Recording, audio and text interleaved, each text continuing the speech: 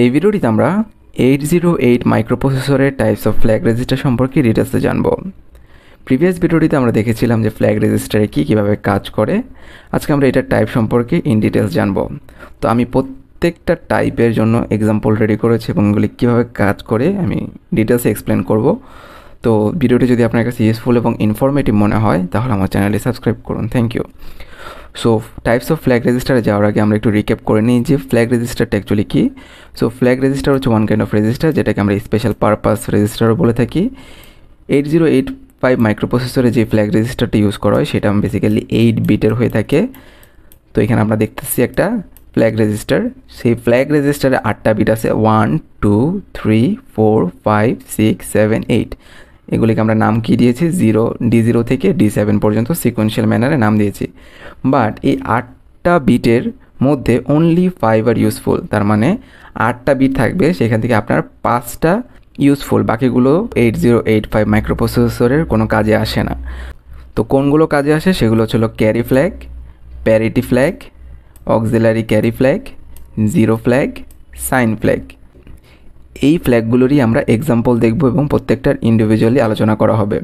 So carry ফ্ল্যাগটা কি? Carry ফ্ল্যাগটা হচ্ছিল একদম লিস্ট সিগনিফিক্যান্ট বিট, অর্থাৎ রেজিস্টারের যে 8টা বিট আছে তার মধ্যে লিস্ট সিগনিফিক্যান্ট বিটটাকে আমরা বলি কি ক্যারি ফ্ল্যাগ, যেটাকে আমরা D0 দ্বারাও ডিনোট করতেছি।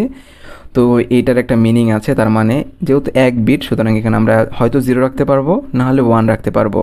ঠিক আছে, যেহেতু এক বিট 0 রাখা হলে এটার কোনো মিনিং আছে, 1 রাখলেও এটার কোনো মিনিং আছে। বাট কিন্তু D1-এ যদি আপনার 0 থাকে অথবা 1 থাকে সেটা কোনো মিনিং নেই, সেটা মাইক্রোপ্রসেসরে কোনো কাজে আসে না।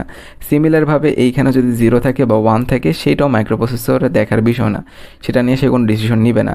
সিমিলারভাবে D0-তেও যদি 0 থাকে বা 1 থাকে এইটা নিয়েও মাইক্রোপ্রসেসর কোনো মাথা ব্যথা থাকে না, এটা নিয়ে সে ফার্দার কোনো ডিসিশন নেয় না। বাট প্যারিটি ফ্ল্যাগ অর্থাৎ এইখানে যদি 0 বা 1 থাকে সেটা একটা মিনিং আছে, অক্সিলারি ক্যারি ফ্ল্যাগে যদি 0 বা 1 থাকে সেটার একটা মিনিং আছে, অর্থাৎ D6 D7 sign flag, zero flag, এগুলোতে পার্টিকুলারলি যদি কোনো 0 বা 1 থাকে সেটার অবশ্যই একটা মিনিং আছে। সেই মিনিংগুলিকে আমি একটু আপনাদেরকে ধারণা দিয়ে দিই, তাহলে আমরা যখন এক্সাম্পল দেখব জিনিসটা আপনার কাছে আরও ইজি মনে হবে। সো মাইক্রোপ্রসেসর বা প্রসেসর তো কোনো একটা অপারেশন করবে, মনে করি সে এ আর বি এর মধ্যে অ্যাডিশন পারফর্ম করতেছে বা কোনো কাইন্ড অফ অপারেশন পারফর্ম করতেছে। অপারেশন পারফর্ম করার পরে যদি এখানে ক্যারি ফ্ল্যাগের মধ্যে যদি আমি 1 রাখি, তার মানে সেটা মিনিং করতেছে যে কি এই অপারেশনের ফলে যে রেজাল্ট আসবে সেটাতে একটা ক্যারি আছে। আর যদি 0 রাখা হয় তার মানে ক্যারি ফ্ল্যাগ 0 থাকার মানে হচ্ছে অপারেশনটা যে পারফর্ম করা হয়েছে সেখানে কোনো ক্যারি জেনারেট হয়নি। তারপর প্যারিটি ফ্ল্যাগ কি ডিনোট করে? প্যারিটি ফ্ল্যাগ এটা ডিনোট করে যে অপারেশনটা করা হয়েছে, যে রেজাল্টটা আসছে সেইখানে কি ইভেন নাম্বার অফ 1 আছে নাকি অড নাম্বার অফ 1 আছে। যদি জোড় সংখ্যক 1 থাকে তখন প্যারিটির এই জায়গায় 1 ইউজ করা হয়, আর যদি বিজোড় সংখ্যক 1 থাকে সেই ক্ষেত্রে প্যারিটির এখানে 0 ইউজ করা হয়। সিমিলারভাবে অক্সিলারি ক্যারি ফ্ল্যাগ, এটা আমরা একটু পরে দেখব যখন আমরা অক্সিলারি ক্যারি ফ্ল্যাগের এক্সাম্পল দেখব। জিরো ফ্ল্যাগ কি ডিনোট করে? সাপোজ মাইক্রোপ্রসেসর দুটো ভ্যালু অ্যাডিশন করছে, ওইখানে সবগুলো ভ্যালু আসছে 0। যদি সবগুলো ভ্যালু 0 আসে সেই ক্ষেত্রে জিরো ফ্ল্যাগে 1 ইউজ করা হয়, যেটা ফার্দার থেকে ডিসিশন নিতে হেল্প করে যে আচ্ছা আমি একটু আগে যে রেজাল্টটা বের করে রেখেছিলাম সেখানে আমার সবগুলো ভ্যালু 0 আসছে, তাই আমি এখানে 1 সেট করে দিয়েছি। আর যদি কোনো একটা ভ্যালু যদি সবগুলো ভ্যালু 0 না হয় সেই ক্ষেত্রে আমরা এখানে 0 সেট করে দিই। আর সাইন ফ্ল্যাগ কী নিয়ে কাজ করে? সাইন ফ্ল্যাগ তো যেই রেজাল্টটা আসবে সেটা কি পজিটিভ রেজাল্ট আসছে নাকি নেগেটিভ রেজাল্ট আসছে সেটা ডিনোট করতে হেল্প করে। সো এখন আমরা ক্যারি ফ্ল্যাগস ইন ডিটেলসে দেখব। সো ক্যারি ফ্ল্যাগ বোঝার জন্য আমি এখানে দেখেন এগুলো কীভাবে same to same as usual সাজাইছি। সো আমাদের কাজ হচ্ছিল ক্যারি ফ্ল্যাগের এখানে হয়তো 0 বসানো, না হলে 1 বসানো। তো আমি দুইটা এক্সাম্পল নিয়েছি, দুইটাতে আমি 2 রকমের রেজাল্ট পাবো। একটার জন্য আমি ক্যারি ফ্ল্যাগ 0 পাবো আর একটার জন্য 1 পাবো। তো ক্যারি ফ্ল্যাগের জায়গায় কখন 0 বসাবেন সেটা আমরা এখন দেখব। সো ক্যারি ফ্ল্যাগে 0 কখন বসবে? সাপোজ আমি এ একটা ভ্যালু নিচ্ছি, বি একটা ভ্যালু নিচ্ছি, যেগুলি হেক্সাডেসিমাল ফরম্যাটে ছিল, এগুলিকে আমি বাইনারিতে কনভার্ট করছি। বাইনারিতে কনভার্ট করার পরে আমি এগুলিকে অ্যাডিশন করলাম, করার পরে আমি রেজাল্ট পেলাম। এখন রেজাল্ট একটু খেয়াল করবেন, রেজাল্টের D7 পোর্শনে যেই ভ্যালুগুলো ছিল এগুলোর জন্য আমার রেজাল্টটা কত আসছে? 0কে আমি যদি বাইনারিতে অ্যাডিশন করি আমার রেজাল্ট আসতেছে 0। ওকে, ভালো কথা। এই 0 আসছে, আমার কি কোনো ক্যারি আসছে? আমার কিন্তু কোনো ক্যারি আসে নেই, তো আমার ক্যারি কি 0। সো ক্যারি যেহেতু 0 সুতরাং তখন আমরা আমাদের এই পোর্শনে আমরা কি বসাই দিব?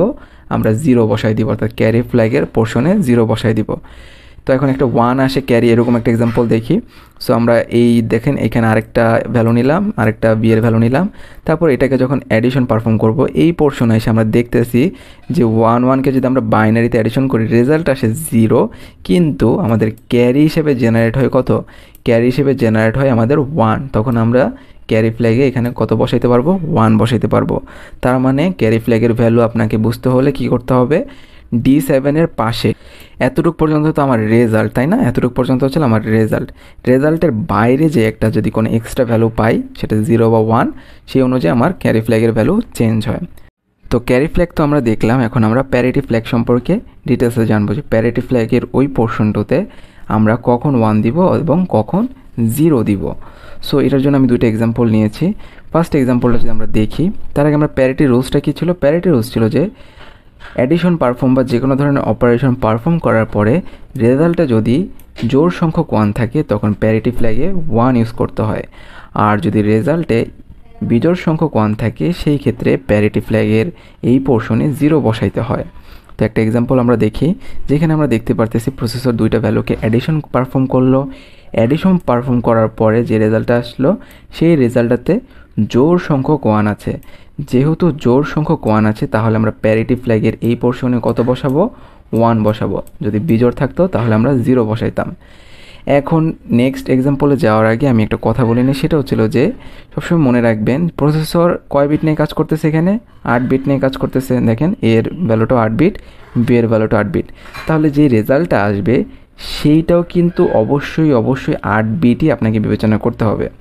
8 বিটের পরে হয়তো এক্সট্রা হিসেবে এখানে দেখেন ক্যারি 0 আছে, সেটাকে আপনি কাউন্টে নেবেন না যখন আপনি প্যারিটি ফ্ল্যাগের ভ্যালু ডিসাইড করতেছেন। ঠিক আছে, যদি কাউন্ট করেন তাহলে আপনার ভুল হবে, আমি আবারও বলতেছি। তাহলে 8 বিটের ভ্যালুটা আপনাকে কনসিডার করতে হবে, কারণ প্রসেসর 8 বিট নিয়ে কাজ করতেছে। নেক্সট এক্সাম্পলে গেলে আরও ক্লিয়ার হবেন। এখানে প্রসেসর আরও দুটা ভ্যালু অ্যাডিশন করতেছে, করার পরে টোটাল রেজাল্টটা আসছে এইটা দেখেন, যেখানে একটা এক্সট্রা ক্যারি আছে। এখন আপনি যদি এই ক্যারিটাকে কাউন্ট করে টোটাল 1 গণা শুরু করেন তাহলে আপনার এখানে কিন্তু জোড় সংখ্যক 1 থাকে, এবং সেই অনুযায়ী যদি আপনি এখানে 1 বসান তাহলে আপনার রেজাল্টটা কিন্তু ভুল। তাহলে অ্যাকচুয়াল রেজাল্টটা বের করার জন্য আপনার রেজাল্টটাও কত বিটের বিবেচনা করতে হবে? 8 বিটের বিবেচনা করতে হবে। আপনি এই পোর্শনটাকে কাউন্ট করবেনই না। তাহলে এইটাকে যদি বিবেচনা করেন তাহলে এই 8 বিটের মধ্যে কয়টা 1 আছে? একটা 1 আছে, তার মানে বিজোড় সংখ্যক 1 আছে। তাহলে প্যারিটি ফ্ল্যাগের এই জায়গায় আমরা 0 বসাবো। ওকে, এটা মনে রাখেন। তারপরে হলো auxiliary carry flag. Auxiliary carry ফ্ল্যাগটা কি? অক্সিলারি ক্যারি ফ্ল্যাগটা হলো নিভেলের ভ্যালু কত আসবে সেইটার উপর ডিপেন্ড করে। এখন নিভেল কি? নিভেল মানে হলো আপনার 8 বিট। মানে কি 8 বিট? মানে আমরা বলি 1 বাইট। 4 বিটকে আমরা বলি নিভেল। ওকে, 8 বিটকে যদি অর্ধেক করি তাহলে আমরা নিভেল পাই। ভালো কথা। এখন এই অক্সিলারি ক্যারি ফ্ল্যাগের ভ্যালুটা আমরা কীভাবে ডিসাইড করব? সো দেখেন এখানে প্রসেসর দুইটা ভ্যালুকে অ্যাডিশন করতেছে। অ্যাডিশনের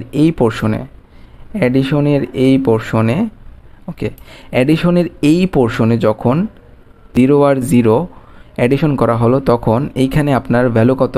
0 আসছে। ক্যারি আসছে কোনো? না, ক্যারি আসে নেই। তার মানে পরের পোর্শনের জন্য ক্যারি কত? পরের পোর্শনের জন্য ক্যারি হচ্ছিল 0। যদি D3-তে যেই ক্যালকুলেশন করা হয় তার জন্য পরের পোর্শনে ক্যারি 0 আসে, তখন অক্সিলারি ক্যারি ফ্ল্যাগের এই জায়গায় কী বসাইতে হয়? 0 বসাইতে হয়। D4-এ 0 বসাবো। আরেকটা এক্সাম্পল দেখেন, এইখানে D3-এর এই যে পোর্শনটা আছে, এই পোর্শনে যে ভ্যালুগুলো ছিল 1-1কে যদি আপনি অ্যাডিশন করেন রেজাল্ট হিসেবে আসে 0, আর ক্যারি হিসেবে কত আসবে? ক্যারি হিসেবে আসবে আরেকটা 1। ঠিক আছে, যেহেতু ক্যারি হিসেবে 1 আসছে D4-এর জন্য, সেই ক্ষেত্রে এখানে ভ্যালু কত বসাইতে হয়? ক্যারি ফ্ল্যাগের এই পোর্শনে 1 বসাইতে হয়। তার মানে D3-এর রেজাল্টে যদি ক্যারি থাকে সেই ক্ষেত্রে D4-এ আমরা 1 বসাবো। সো আবার এটা ভাববেন না যে কি এখানে রেজাল্টে 1 আসছে দেখে আমি এখানে 1 বসাই দেবো, এমনটা না। ক্যারিকে সবসময় উপরের দিকে বিবেচনা করবেন। যেমন এখানে আমি উপরের দিকে 0 লিখছি, তাই এখানে 0 বসাইছি।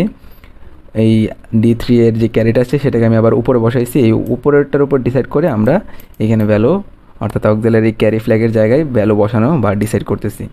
নেক্সট যেই ফ্ল্যাগটা রয়েছে সেটা ছিল 0 ফ্ল্যাগ। এটা খুবই সিম্পল একটা ফ্ল্যাগ।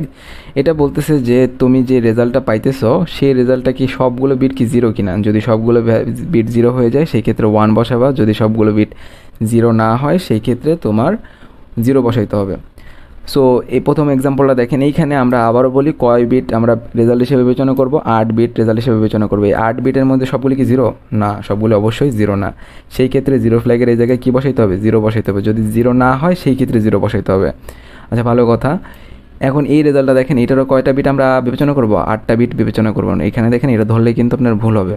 তাহলে 8টা বিট যদি আমরা বিবেচনা করি, সেক্ষেত্রে সবগুলি বিট কি আমাদের জিরো? হ্যাঁ, সবগুলো বিট তো আমাদের জিরো। তাহলে জিরো ফ্ল্যাগের এই জায়গায় আমরা কত বসাবো? জিরো ফ্ল্যাগের এই জায়গায় আমরা 1 বসাবো। সব ভ্যালু জিরো হইলে আমরা 1 বসাবো, সব ভ্যালু জিরো না হলে আমরা জিরো বসাবো। নেক্সট যেই লাস্ট যেই ফ্ল্যাগটা রয়েছে সেটা ছিল সাইন ফ্ল্যাগ। সাইন ফ্ল্যাগ কি? সাইন ফ্ল্যাগ ডিসাইড করে যে রেজাল্টটা আসবে সেটা কি পজিটিভ রেজাল্ট নাকি নেগেটিভ রেজাল্ট। ওকে, সো পজিটিভ রেজাল্ট আমরা কীভাবে ডিসাইড করি?